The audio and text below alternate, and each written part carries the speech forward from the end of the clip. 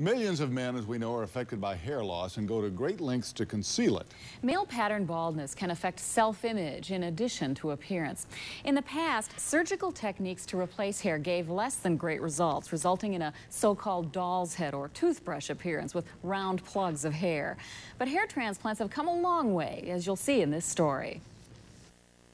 In March of '95, this is how 40-year-old Mark Shervish looked. 1 year, 4 months, and 4 transplant procedures later, he has hair where there was almost none.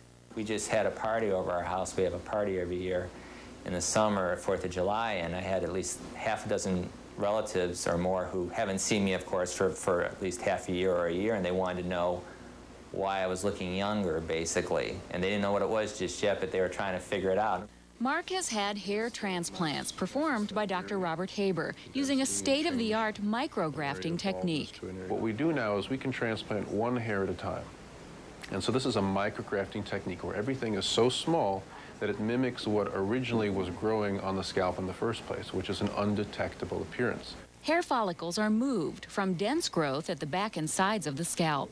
It's time-consuming and costly, about $3,000 for a 4-hour session with 500 to 700 grafts. Probably when I get done, it'll be no different than if I bought a new car.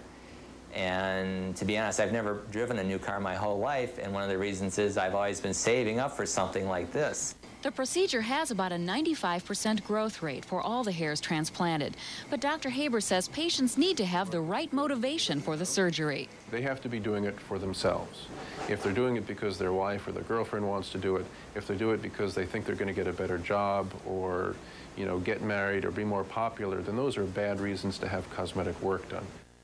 Well, Mark had 792 hairs transplanted during today's session, with more planned over the next 18 months. If you'd like more information about this micrografting procedure, call 795-0002.